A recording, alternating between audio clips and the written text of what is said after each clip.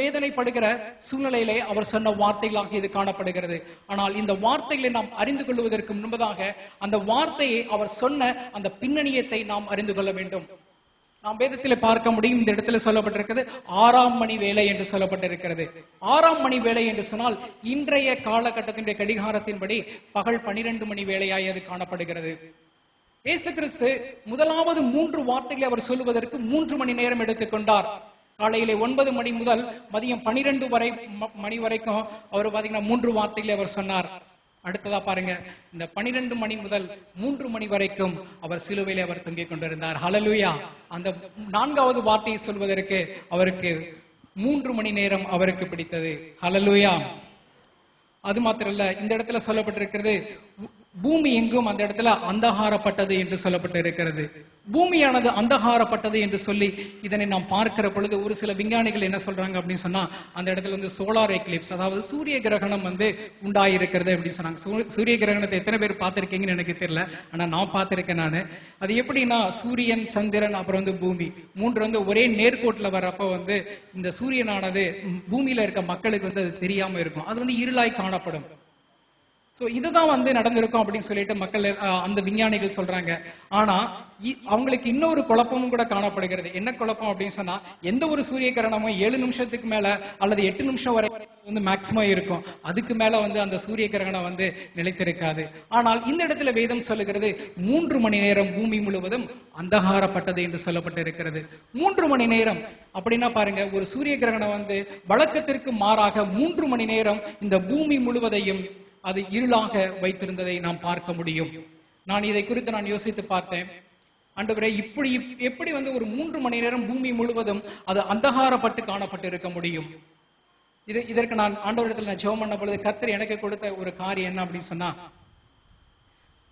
பூமி முழுவதும் அந்தகாரப்பட்டது அப்படின்னா என்ன அர்த்தம்? இந்த உலகம் முழுவதும் அவர் உண்டாக்கின எல்லா விதமான அண்ட சராசரங்களும் அந்த இடத்துல அது எந்த விதமான மூவ்மெண்ட் இல்லாதபடிக்கு, எந்த விதமான அசைவும் இல்லாதபடிக்கு அவைகள் அப்படியே இருந்தால் மாத்திரம்தான் அந்த இடத்துல பூமி முழுவதும் அது அந்தகாரப்பட்டு இருக்க முடியும். 3 மணி நேரம் நார்மலா நடக்கக்கூடிய ஒரு சூரிய கிரகணம் 7 நிமிஷத்துல முடிஞ்சிடும், 8 நிமிஷத்துல முடிஞ்சிடும்.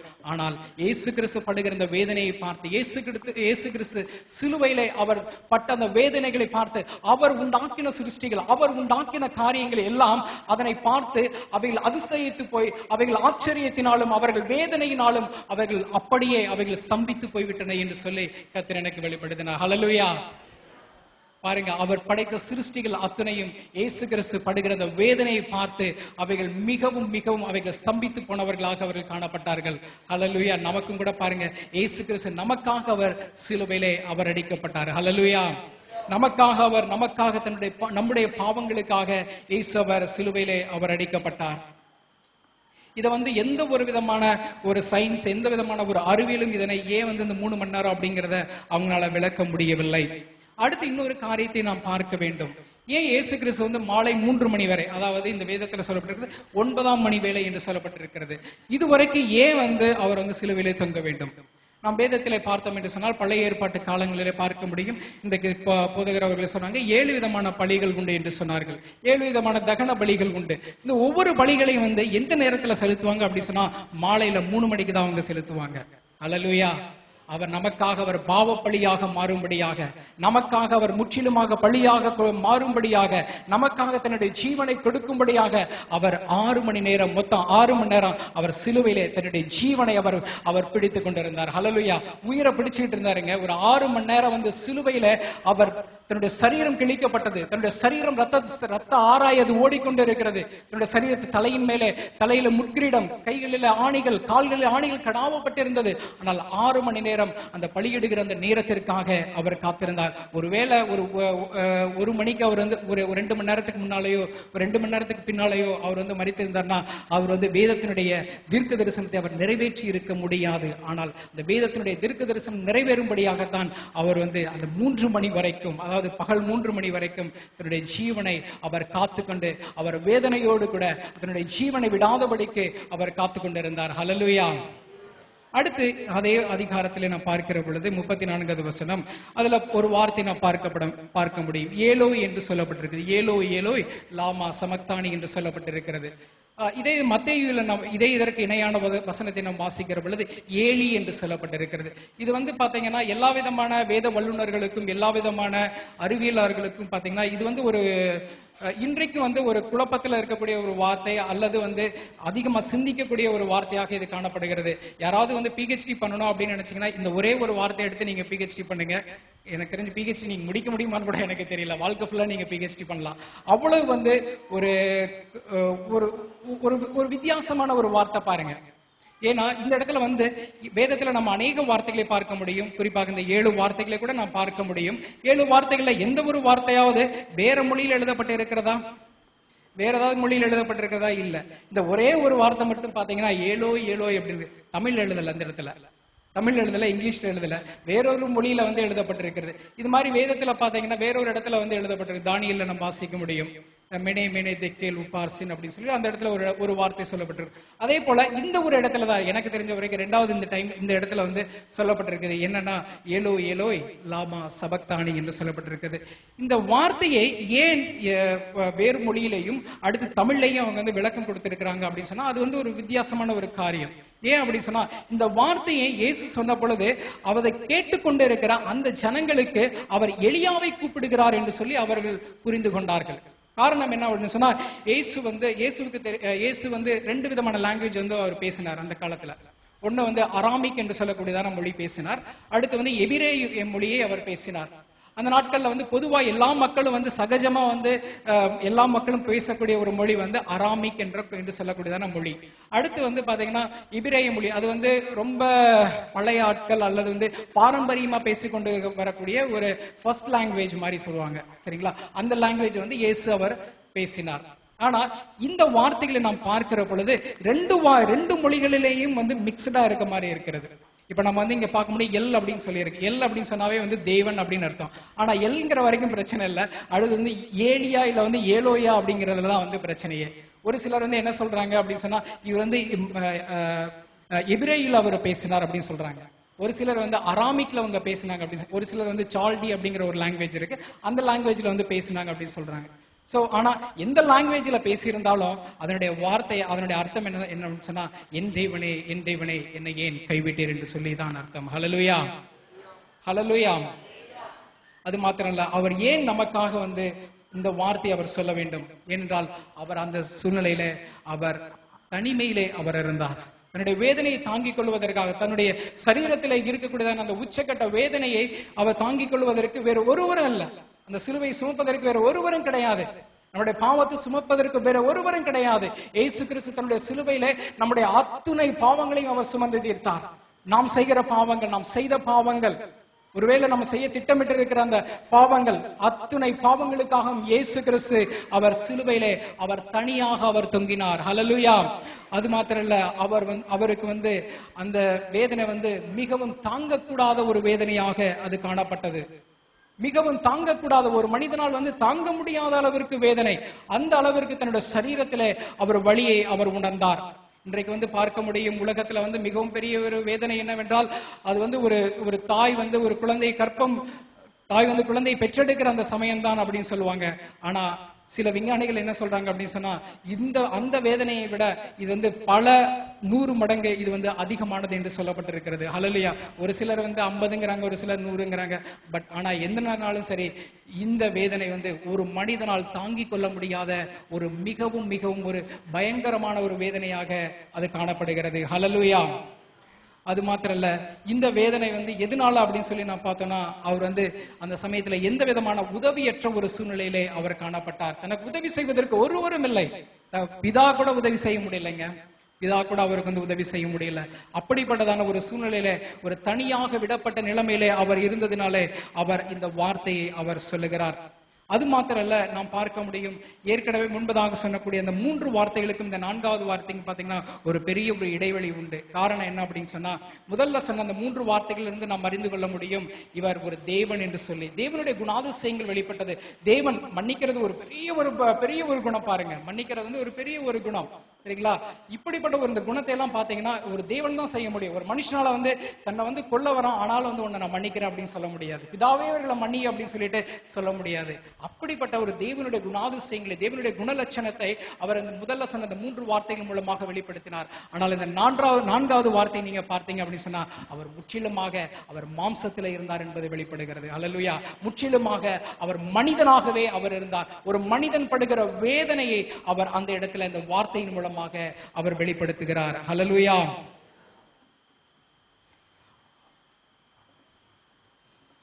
அடுத்ததாக நாம் பார்க்கிறோம்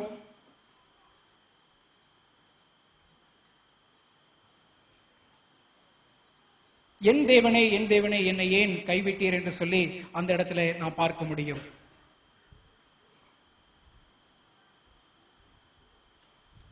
ஏன் உண்மையாகவே நாம் பார்த்தோம் என்று சொன்னால், அவர் இயேசு கிறிஸ்து அந்த இடத்துல மெய்யாகவே அவர் கைவிடப்பட்டாரா என்று சொல்லி பார்த்தால், ஆம், அவர் மெய்யாகவே அவர் கைவிடப்பட்டார். மெய்யாகவே அவர் கைவிடப்பட வேண்டிய ஒரு சூழ்நிலை காணப்பட்டது. காரணம் என்னவென்று சொன்னால், வேத வசனத்தில் சொல்லப்பட்டிருக்கிற அந்த தீர்க்க தரிசன வார்த்தைகள் எல்லாம் நிறைவேற்றப்படும்படியாக அவர் அந்த சூழ்நிலையிலே அவர் கைவிடப்பட்ட ஒரு சூழ்நிலை காணப்பட்டது.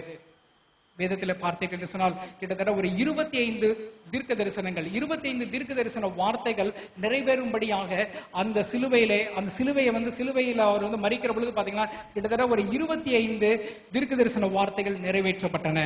அல்லேலூயா. இதெல்லாம் எதற்காக அவர் வந்து எதற்காக இதையெல்லாம் செய்தார்னா, நமக்காக அவர் பாவ பலியாக மாறும்படியாக, நம்முடைய பாவங்களை எல்லாவற்றுக்கும் அவர் பலியாக அவர் தன்னை ஒப்புக் கொடுத்ததினாலே நமக்காக அவர் சிலுவையில அந்த வேதனைகளை அவர் ஏற்றுக்கொண்டார். ஹல்லேலூயா. அது நான் யோசிச்சு பார்த்தேன். இன்னொரு காரியத்தை கூட நான் யோசிச்சு பார்த்தேன். நான் என்ன அப்படின்னு சொன்னா, இங்க வந்து பிதாவானவர் இயேசு வந்து இங்க சரீரத்தில், அதாவது குமாரனான சரீரத்தில் வேதனைப்பட்டு கொண்டிருக்கிறார். ஆனால் வந்து மேல வந்து பாத்தீங்கன்னா பிதாவானவர் இருதயத்தில் அவர் வேதனைப்பட்டு கொண்டிருக்கிறார். இவருக்கு என்னால உதவி செய்ய முடியவில்லையே, இவருக்கு என்னால வந்து எந்த விதமான உதவியும் செய்ய முடியல அப்படின்னு சொல்லிட்டு தன்னுடைய மகன் வந்து ஹெல்ப்லெஸ்ஸா, எந்த விதமான உதவியற்றவர்களாய் காணப்படுகிறார் என்று சொல்லி அவர் மிகுந்த அளவிற்கு அவர் வேதனைப்பட்டவராக அவர் காணப்படுகிறார். பரலோகத்தில் பிதா வேதனைப்பட்டுக் கொண்டிருந்தார், பூலோகத்திலே குமாரனானவர் அவர் வேதனைப்பட்டுக் கொண்டார். இதற்கெல்லாம் காரணம் என்ன அப்படின்னு சொன்னா, உங்களுடைய பாவத்திற்காகவும் என்னுடைய பாவத்திற்காகவும் தான். நீங்கள் செய்த பாவத்திற்காகவும் என்னுடைய பாவத்திற்காக தான். பாவம் செய்கிற பொழுது நீங்க ஒரே ஒரு நிமிஷம் யோசிச்சு பாருங்க, இயேசு கிறிஸ்து எனக்காக அவர் எவ்வளவு வேதனைப்பட்டார், எவ்வளவாய் அவர் எனக்காக அவர் அடிக்கப்பட்டார், எவ்வளவா எனக்கு அடிக்கப்பட்டார் என்று சொல்லி. பாவம் செய்யற பொழுது நமக்கு வந்து ஒரு குற்ற உணர்வே இல்லை. ஒரு ரொம்ப சர்வசாதாரணம் இன்னைக்கு வந்து அநேக பாவங்களை வந்து ஜனங்கள் செய்து விடுகிறார்கள். ஆனால் பாவம் செய்கிற பொழுது நீங்க ஒரே ஒரு நிமிஷம், இயேசு கிறிஸ்து நமக்காக அவர் எப்படி அவர் சிலுவையில் அடிக்கப்பட்டார், அவர் நமக்காக எப்படி அவர் வேதனைகளை அவர் அனுபவித்தார் என்று சொல்லி நாம் ஒரே ஒரு நிமிடம் நாம் யோசித்து பார்ப்போம் என்று சொன்னால் நிச்சயமாக நாம் பாவம் செய்யவே முடியாது. அல்லேலூயா. நம்முடைய பாவங்களுக்காக, நம்முடைய மீறுதல்களுக்காக இயேசு கிறிஸ்து தன்னையே, தன்னுடைய சரீரத்தை எப்படி வந்து ஒரு நிலத்தை வந்து உழுகுறாங்க பார்த்திருப்பீங்க, நீங்க நிலத்தை உழுகிறத நீங்க பார்த்திருப்பீங்க. அதே போல தன்னுடைய சரீரத்தையும் அவர் உழும்படியாக, தன்னுடைய சரீரத்தையும் அவர் வேதனைக்கு உட்படுத்தினார். ஹல்லேலூயா. நாம் யாவரும் ஒரு நிமிடம் தலைகளை வணங்கி நாம் ஜெபிப்போம். நல்ல ஆண்டவரே, நாங்கள் உம்மை துதிக்கிறோம், சுதரிக்கிறோம். ஆண்டவரே, அப்பா நீர் கொடுத்த நல்ல வார்த்தைக்காக உமக்கு நன்றி தகப்பனே. அப்பா நீர் எங்களுக்காக தகப்பனே, அப்பா நீர் அடிக்கப்பட்டீர் ஆண்டவரே, எங்களுக்காக நீர் நொறுக்கப்பட்டீர் ஆண்டவரே, எங்களுக்காக நீர் ஆண்டவரே ஆணிகள் கடாவப்பட்ட சரீரத்தில் ஆண்டவரே அப்பா எங்களுக்காக நீர் வேதனைப்பட்டீர் ஆண்டவரே. அப்பா சோத்திரம் ஆண்டவர், உமக்கு கூடான கொடி நன்றிகளை நான் ஏறெடுத்து நான் செபிக்கிறேன் ஆண்டவரே. அப்பா சோத்திரம் ஆண்டவர், 5 காயங்கள் ஆண்டவரே, அப்பா முள்முடிகள் ஆண்டவரே, அப்பா இவைகள் எல்லாம் ஆண்டவரை உம்மை வேதனைப்படுத்தினது ஆண்டவரே. இவைகள் எல்லாம் எதற்காக ஆண்டவரே? இவைகள் எல்லாம் எங்களுக்காக ஆண்டவரே, நாங்கள் செய்த பாவங்களுக்காக ஆண்டவரே, நாங்கள் மீட்கப்படும்படியாக ஆண்டவரே, எங்களுக்கு ஒரு கிரயமாக நீர் ஆண்டவரே உம்மை நீரை ஒப்பு கொடுத்தீர் ஆண்டவரே. உமக்கு கூடான கொடி நன்றி தகப்பனே. அப்பா சோதரம் ஆண்டவரே, அப்பா நாங்கள் ஆண்டவரே அப்பா இனியும் ஆண்டவரே ஒரு நாளும் ஒரு பாவத்தையும் செய்யாதபடி ஆண்டவரே பரிசுத்தமாய் வாழ தகப்பனே. அப்பா எங்கள் ஒவ்வொருவருக்கும் கர்த்தரின் உதவி செய்யும்படி நாங்கள் செபிக்கிறோம் ஆண்டவரே. அப்பா பாவம் செய்கிற ஆண்டவரே, இந்த தூண்டுகிற அந்த நேரங்களில் எல்லாவற்றிலும் ஆண்டவரே அப்பா இந்த சிலுவை பாடுகளை ஆண்டவரே அப்பா நாங்கள் நினைத்துக் கொள்ளட்டும் ஆண்டவரே. சிலுவை பாடுகளை நாங்கள் நினைக்கிற சமயத்தில் ஆண்டவரே அப்பா அந்த பாவத்திலிருந்து விடுதலையாக ஆண்டவரே அப்பா ஒரு ஜெயமுள்ள வாழ்க்கையை நாங்கள் வாழ முடியும் ஆண்டவரே. அப்பா சோதரம் ஆண்டவரே, இந்த வார்த்தையின் மூலமா எங்களோடு கூட தேவன் நீர் பேசினதற்காக நமக்கு கூடான கொடி நன்றிகளை ஏறெடுக்கிறோம் ஆண்டவரே. இயேசுவின் நாமத்தில் பிதாவே, ஆமென். நல்ல வார்த்தைகளுக்காய் நம்ம எல்லாரும் கரங்களை உயர்த்தி சத்தமா கர்த்தரை ஸ்தோத்திரம் பண்ணுவோமா? ஹல்லேலூயா. கரத்தை உயர்த்தி சத்தமா இன்னும் ஒரு ஹல்லேலூயா சொல்லு. ஆமென். நாம் கைவிடப்படக்கூடாமல் இருக்கும்படியாக அவர் கைவிடப்படுதலை அனுபவித்தார். சொல்லுங்க பார்க்கலாம். ஹல்லேலூயா. நாம் கைவிடப்படுதலை அனுபவிக்க கூடாது என்பதற்காக இயேசு கைவிடப்படுதலை அனுபவித்தார். அதனால ஒரு நிச்சயம் நமக்கு இருக்குது, நான் கைவிடப்படுவது ஹல்லேலூயா ஹல்லேலூயா முழு மனுக்குலத்துக்கும் பதிலாக பாவத்தை சுமந்ததின் நிமித்தமாக அவர் பாவமாக்கப்பட்ட பொழுது அந்த பாவத்தை பாராத சுத்த கண்ணராகிய பிதாவாகிய தேவன் தன் முகத்தை மறைத்த பொழுது இவர் கதறுகிறார், என் தேவனே, என் தேவனே, ஏன் என்னை கைவிட்டீர்? ஹல்லேலூயா. அதனால ஒரு நல்ல நிச்சயம் நமக்கு இருக்குது, நான் இனி கைவிடப்படுவது இல்லை. ஹல்லேலூயா ஹல்லேலூயா. Thank you Lord. இடைவெளி கண்ட வெளிச்சம் மனித பாவத்தினால், இடைவெளி கண்ட வெளிச்சம் மனித பாவத்தினால், பாவத்தை சுமக்கும் சிங்கம் கேட்கும் சிலுவை, பாவத்தை சுமக்கும் சிங்கம் கேட்கும் சிலுவை. என் தேவனே, என் தேவனே, என்னை கைவிட்டீர். என் தேவனே, என் தேவனே, என்னை கைவிட்டீர். சிலுவையே, சிலுவையே, சிலுவையே, சிலுவையே. ஹல்லேலூயா. நம்மளாரும் அப்படி எழும்புவோமா?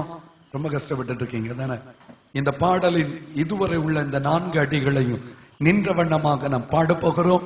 எல்லா கர்த்தருடைய பிள்ளைகள் எழும்புவோம் இருக்கிற இடங்கள்ல. ஹல்லேலூயா ஜீசஸ். சிலுவையே, சிலுவையே, உலக மீட்பின் உரிமையே. சிலுவையே, சிலுவையே, உலக மீட்பின் உரிமையே. மனதில் கண்ட வெளிச்சம்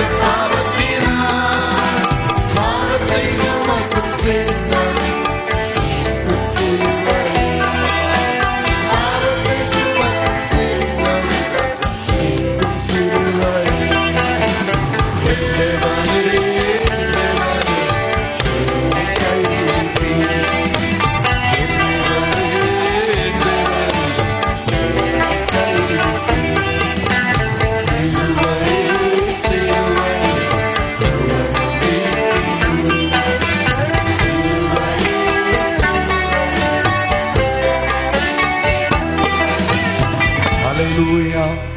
கரங்களை உயர்த்தி ஹalleluya சொல்லுவோம். பக்கத்துல உங்களை பார்த்து சொல்லுங்க, அவர் கைவிடப்பட்டபடினா நீங்கள் கைவிடப்படுவது இல்லை. ஹalleluya. யாவர் உட்கார்வோம். இப்பொழுது 5வது வசனத்தை பிரதர் காலை.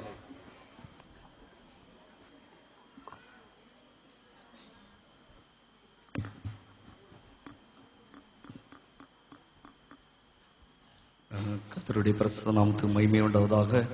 இந்த நாளிலும் அடிமையின் தெய்வன் தகுதிப்படுத்தினபடியால் நான் தேவனை துதிக்கிறேன். நான் நிற்பதும் நிர்மூலமாகாதிருப்பதும் தேவனுடைய சுத்த கிருபையே என்று சொல்ல முடியும். தேவன் நிச்சயமாகவே இந்த நாளிலே அவருடைய கிருபையினால் இந்த இடத்திலே நிலைநிறுத்தி வைத்திருக்கிறபடியால் அந்த தேவாதி தேவனை துதிக்கிறேன். இந்த நாளிலும் நாம் எடுத்தவர்கள் வாசிக்கலாம்.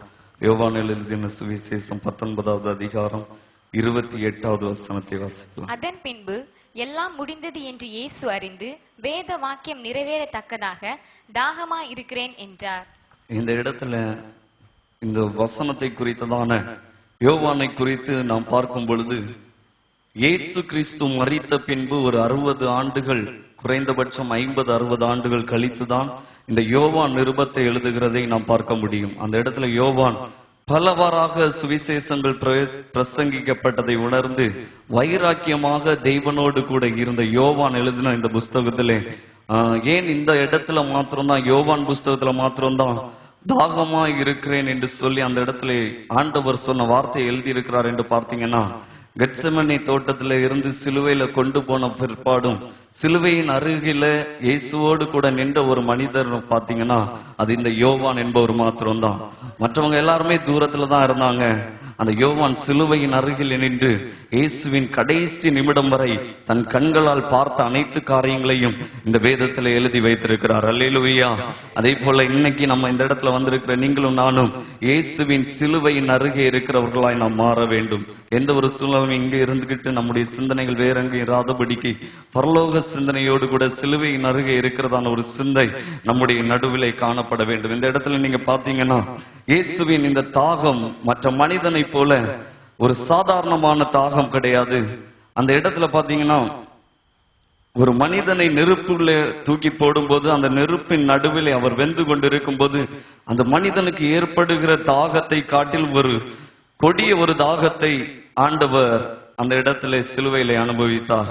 அது எதற்காக என்று நீங்கள் பார்க்கும்போது நம்ம யோசிக்கலாம், கானா ஊர்ல வெறும் தண்ணீரை திராட்சரசமாய் மாற்றின தேவன் அந்த நாள்ல என்ற ஒரு நாள் 2000 ஆண்டுகளுக்கு முன்பதாக உங்களுக்காகவும் எனக்காகவும் அவர் தாகமாய் சிலுவையிலே தொங்கிக் கொண்டிருந்தார். அது மாத்திரமல்ல, ஒரு கசந்து போன ஒரு மாறாவின் நீரை தேனாக மாற்றின தேவன் ஒரு கசப்பான காடியை உங்களுக்காகவும் எனக்காகவும் அவர் குடிக்க நேரிட்டது. அது மாத்திரமல்ல, ஜீவ தண்ணீரை அவரிடத்தில் கடந்து போகிறவர்களுக்கு கொடுப்பேன் என்று சொன்ன ஆண்டவர் தாகத்தினால் தன்னுடைய ஜீவனை உங்களுக்காகவும் எனக்காகவும் கொடுக்க வேண்டிய ஒரு சூழ்நிலைமை ஏற்பட்டது. அந்த சூழ்நிலைமை எல்லாம் நீங்க பார்த்தீங்கன்னா அதுக்கு முன்னாடி அந்த வசனத்துல வாசிக்கும் போது வேத வாக்கியம் நிறைவேறத்தக்கதாக இவையெல்லாம் நடந்தது என்று சொல்லப்பட்டிருக்கிறது. அந்த வேத வாக்கியம் சங்கீதத்தின் புஸ்தகம் 69வது அதிகாரம் 21வது வசனத்துல பார்த்தீங்கன்னா, என்றோ ஒரு நாள் சங்கீதக்காரராகிய தாவீதானவர் இதெல்லாம் நடக்கும் என்று சொல்லி அந்த அவருடைய வேத வசனத்தில் எழுதி வைத்திருந்ததை, தீர்க்க தரிசனங்கள் நிறைவேற அவர் கவனமாய் இருந்ததை நாம் அந்த இடத்துல பார்க்க முடியும். இன்றைக்கு ஒரே ஒரு வார்த்தை உங்களிடம் சொல்ல விரும்புகிறேன். 1000 வருடங்களுக்கு முன்பதாக எழுதி வைத்த ஒரு தீர்க்க தரிசனம் நிறைவேற வேண்டும் என்று சொல்லி சிலுவையிலே கர்த்தர் அந்த வார்த்தையை பேசினார் என்பது உண்மையானால், நம்முடைய வாழ்க்கையில ஒவ்வொரு வருஷமும் கொடுத்த தீர்க்க தரிசனங்கள் நிறைவேறும்படியாய் கர்த்தர் இந்த நாளில் நம்மோடு கூட ஜீவிக்கிறார். அல்லேலூயா. அவருடைய வல்லமைகள் ஒருபோது குறைந்து போகிறதே கிடையாது. ஆண்டவர் சொன்னதை செய்யும் அளவும் அவர் நம்மை கைவிட்டு விடுகிற தேவன் அல்ல.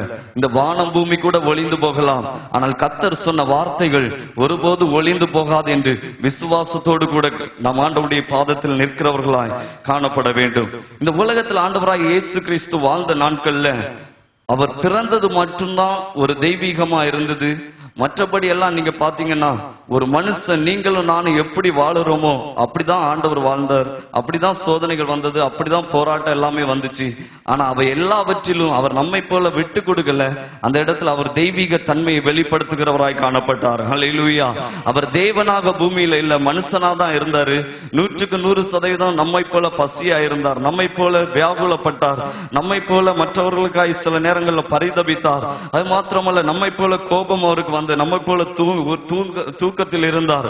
ஆனால் எல்லாமே மனுஷ ரீதியாக செய்த ஆண்டவர் அவரிடமிருந்து வெளிப்பட்ட தன்மைகள் ஒவ்வொன்றும் தெய்வீக தன்மையா இருந்தது. இந்த நாளில் கூட ஆண்டவருடைய சிலுவை தியானத்தை தியானித்துக் கொண்டிருக்கிற நம்முடைய வாழ்க்கையிலும் கூட நாம் வெளிப்படுத்துகிற சில காரியங்கள் தெய்வீக தன்மையா இருக்க வேண்டும் என்று சொல்லி அந்த தாகத்தோடு சிலுவையிலே தொங்கிக் கொண்டிருந்த ஆண்டவர் இன்று நம்முடைய வாழ்க்கையில எதிர்பார்க்கிறார். இன்னைக்கு நம்ம நிறைய பேர் சொல்லிடலாம், ஆண்டவர் பெரிய தெய்வமா இருந்தபடினாலதான் அவர் சிலுவையில தொங்கும் போது இத்தனை காரியங்களை செய்தார். நெவர், ஒண்ணுமே கிடையாது.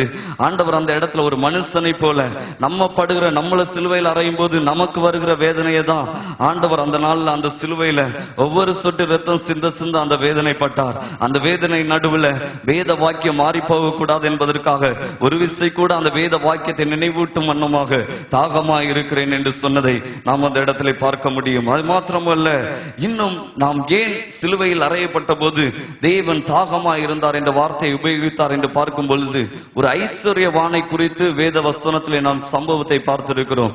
நரகத்தில் இருந்து ஒரு சொட்டு தண்ணியாவது கிடைக்குமா அப்படின்னு சொல்லிட்டு அந்த பரலோகத்தை நோக்கி பார்த்து, ஆண்டவரே, ஆபிரகாமின் தேவனை, அவனுடைய கையில, லாசரு கையில ஒரே ஒரு சொட்டு தண்ணியை கொடுங்க, எனக்கு ரொம்ப தாகமா இருக்கு அப்படின்னு சொல்லி இந்த ஐஸ்வர்யவான் நரகத்துல கிடந்து ரொம்ப வேதனையோடு கேட்டாரு. அதே போல நீங்களும் நானும் நரகத்துல போய் அப்படிப்பட்ட தாகத்தை அனுபவிக்க கூடாது என்பதற்காக நரக தாகத்தை என்னுடைய அன்பு ஆண்டவர் ஏற்றுக்கொண்டு அந்த தாகத்தை அந்த நேரத்தில் ஏற்றுக்கொண்டார். அல்லேலூயா. இந்த நாள்ல நிச்சயமாகவே தெய்வீக தன்மையை வெளிப்படுத்தும்படியாய் கடந்து வந்திருக்கிற நம்முடைய வாழ்க்கையில நம்ம எந்த காரியங்களை கர்த்தர் தாகத்தோடு எதிர்பார்த்தாரோ அந்த காரியத்தை நாம் நிறைவேற்றுகிறவர்களாய் காணப்பட வேண்டும். அவருடைய தாகம் என்ன என்று சொல்லி நாம் பார்க்கும் பொழுது, ஒரு இடத்துல சமாரியா ஸ்திரீயை யோவான் எழுதின புஸ்தகம் 4வது அதிகாரம் 8வது வசனத்துல பாத்தீங்கன்னா, அவர் பிரயாணம் பண்ணி நடந்து செல்லும் போது ஒரு சமாரியா கிராமத்தை கடக்க வேண்டிய சூழ்நிலை. அந்த இடத்துல வந்த உடனே அவருக்கு ரொம்ப தாகமா இருந்தது. அந்த நாள்ல பாத்தீங்கன்னா இஸ்ரவேல் ஜனங்கள் வந்து சமாரியாரோடு கூட பேச மாட்டாங்க. அந்த சூழ்நிலைமையில சமாரியா ஸ்திரீ ஒருத்தவங்க தண்ணீர் எடுக்கும்படியாய் கடந்து வராங்க. அந்த இடத்துல ஆண்டவர் இயேசு தாகத்தோடு போய் அந்த இடத்துல தண்ணீர் கிடைக்குமா அப்படின்னு சொல்லி கேட்கிறாரு. அதுக்கப்புறம் நீங்க அந்த அதிகாரம் முழுமையா வாசித்து பாருங்க. அந்த இடத்துல அவர் தண்ணி குடித்ததாகவே இருக்காது. அவருக்கு இருந்த ஒரு தாகம், ஆத்ம தாகம். ஒருவர் கூட கெட்டு போக கூடாது என்பதுதான் நம்முடைய தேவனுடைய சித்தம். அந்த சித்தத்தை மற்ற ஜனங்களுக்குள்ளாக நிறைவேற்ற வேண்டும் என்று சொல்லி அந்த சமாரியா ஸ்திரீக்குள்ள ஒரு சுவிசேஷத்தை கொடுத்தார். அந்த ஸ்திரீ மற்ற ஜனங்களை கூட்டி கொண்டு வந்து அநேகருக்கு அந்த சுவிசேஷத்தை பிரசித்தப்படுத்தினதை நாம் அந்த இடத்துல பார்க்க முடியும். இந்த நாளில் அதே போலதான் ஆண்டவர் நம்முடைய சமூகத்தில் எதிர்பார்க்கிறாரு. என்ன, ஆண்டவர் சிலுவையிலே அறையப்பட்டார், என்ன குறித்து ஆண்டவருக்கு என்ன? உங்கள் ஆத்துமாக்களை குறித்து தேவனுக்கு ஒரு தாகம் இருக்கிறது. எப்படியாகிலும் நம்முடைய ஆத்துமாவை தேவனுக்கு கொடுக்க வேண்டும் என்கிறதான தாகம் தேவனுடைய சமூகத்தில் இருந்தபடினாலதான் தேவன் அந்த நாள்ல சிலுவையில் தொங்கும் போது தாகமாய் இருக்கிறேன் என்று கண்ணீரோடு கூறினதை நாம் பார்க்க முடியும். இந்த நாள்ல கூட நம்ம அதிகமா யோசிக்கலாம், இன்னைக்கு ஆண்டவர் மரிக்காதிருந்திருந்தா இன்னைக்கு நாங்க சந்தோஷமா இருக்க முடியாது. நிச்சயமா அவர் மரித்தபடினால்தான் இன்னைக்கு நீங்களும் நானும் கிருபையாய் சந்தோஷமாகவும் சமாதானத்தோடு இருக்க காரணம், சாத்தானை சிலுவையில இயேசு ஜெயித்தார். அல்லேலூயா. அதனால நீங்க பாத்தீங்கன்னா சிலுவைங்கிறது ஒரு அடிமைக்கு ஒரு புறக்கணிக்கப்பட்ட ஒரு சூழ்நிலை. ஒரு சிலுவை மரம்னாலே அதை யாருமே விரும்ப கூடாத ஒரு மரமாக, ஒதுக்கப்பட்ட ஒரு மரமா தான் இருந்துச்சு. ஆனா இன்னைக்கு பாத்தீங்கன்னா எல்லாரும் கழுத்துல இதெல்லாம் சிலுவை போட்டிருக்கீங்க, இல்லைன்னா ஏதோ கி செயின், அதாவது சாவியில கூட சிலுவை கொத்த வாங்கி போட்டிருக்கீங்க. ஏன்னா நம்ம எல்லாருக்கும் தெரியும், அந்த சிலுவையில தான் வெற்றியின் சின்னமா இயேசு நமக்கு வழியாக ஒப்பு கொடுத்து அந்த சிலுவையை, புறக்கணிக்கப்பட்ட ஒரு சிலுவையை இன்னைக்கு வெற்றியின் சிலுவையை கர்த்தர் மாற்றி இருக்கிறார். அல்லேலூயா.